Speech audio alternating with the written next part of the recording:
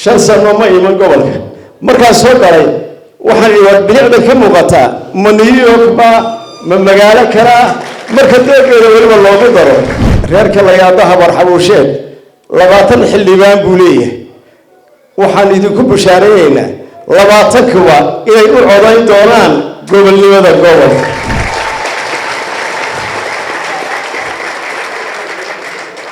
reer awdan la ka hadli maayo mataanaad tihiinoo gobolka idinka dhaxeeyo iyaga waxba fari maayo beeraha kale ee aan maanta mas'uuliyiintu u sharaxnayna ana maanta ku matalo way idin codaynaya dhex baanu ka nahay xisbiyada dhex baanu nahay cid kasto timaadana waxaanu yeelaynaa waa lagu ixtiraamayaa cidda codka hesha cidda diidda natiijada waxaan leeyahay aan dad uga soo wada jeesano waxaan jeclahay haddii aanu nimoo nala casumay goobintay cunto iskama tagto waxaan idin sheegaynaa reerka la yaado habar xabuusheed 20 xildhibaan buu leeyahay waxaan idinku bushaareeynaa 20 kuwa inay u codayn doonaan gobolnimada gobolka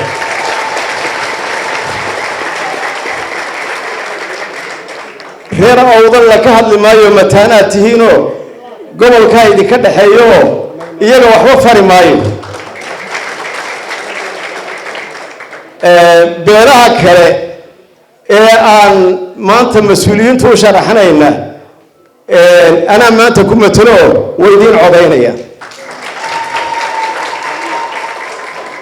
beeraha sharaxan iyo madaxda sharaxan iyo dawladda idinka yaqaanad sabab cad goosataan oo codkiina ayaa idin gooy doona ninka idinka sii jeestana waad ka sii jeesanaysaan ninka idin codeeyo gobolnimada Gabaley maanta soo bandhigana waad u codaynaysaan taasna inta ayaan ka oranayaa waxaan leeyahay maanta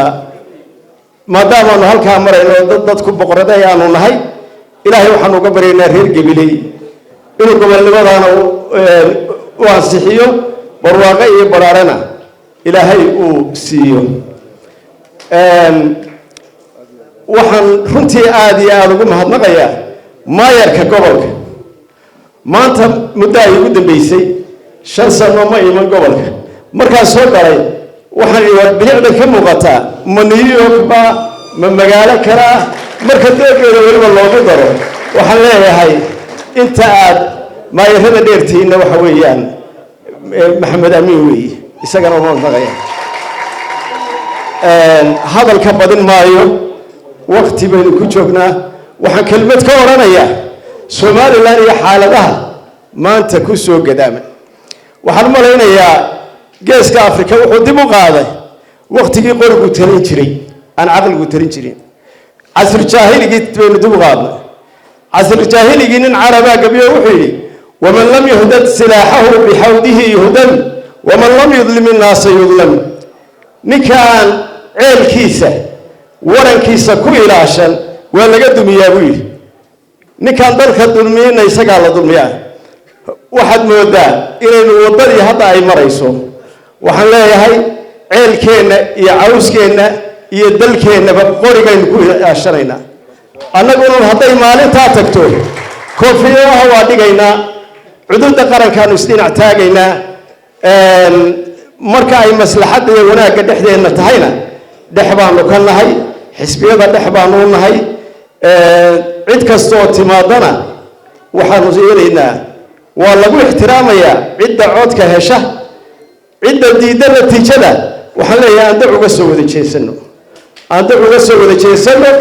ذلك إنك فرتين كوكين إنك ندورنا إنه ninkaynu diidnaana farteenu ku dhacaya